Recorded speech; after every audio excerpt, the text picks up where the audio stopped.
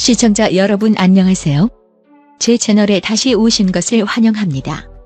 작년 31일 TV조선 내일은 미스트롯이 초등학생 도전자 김지우를 비롯해 시즌 1에서 최연소로 본선 진출했던 김은빈, 유튜브 구독자 147만 명의 버블디아 등 화제의 참가자들의 무대가 31일 방송되었죠.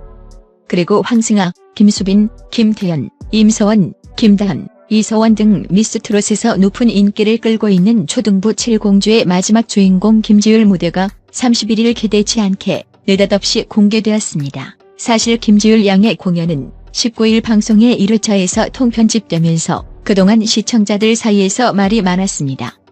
1회차 방송에서 이 통편집 사건은 정말 안타까운 일이었는데 그것도 어린 참가자들이 포진되어 있는 초등부에서 말이죠.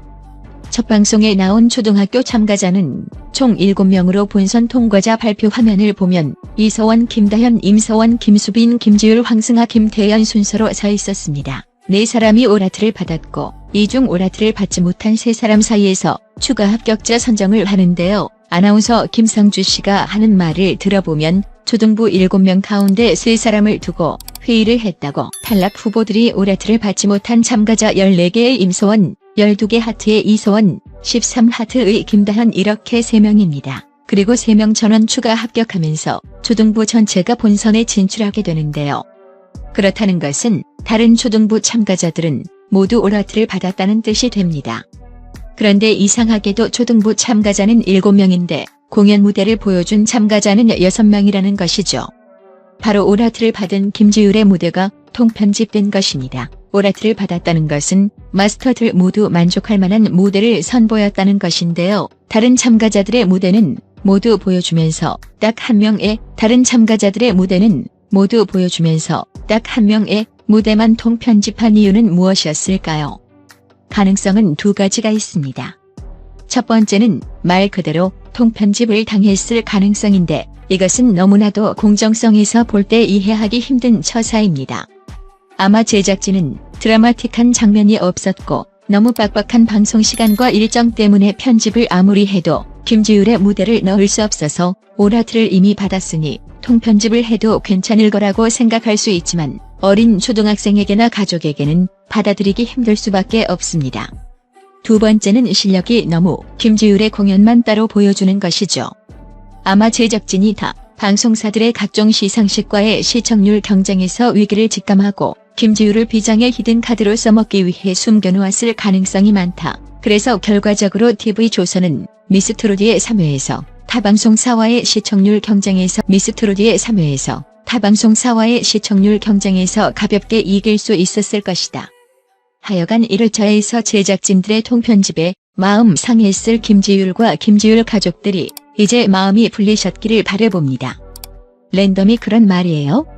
전주 출신 2011년생으로 11살 소녀 김지율은 리틀 송가인이라 불릴 정도로 노래를 잘하는 걸로 이미 소문난 어린이인데요. 김지율은 31일 방송에서 한 많은 대동강을 불렀는데 진지하면서도 한 채의 음정도 틀리지 않으면서도 진심을 담은 노래를 완벽하게 불러 마스터들의 마음을 움직이기 충분했고 마스터들은 김지율 양에게 오라토로 답변해 주었습니다. 그러나 뜻밖의 김지율은 기쁨의 눈물 대신 야속함의 눈물을 흘리며 김성주 아나운서를 당황하게 만들었는데요.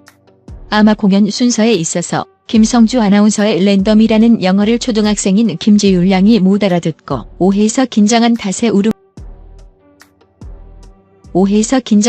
울음을 터뜨리고 말았던 듯합니다.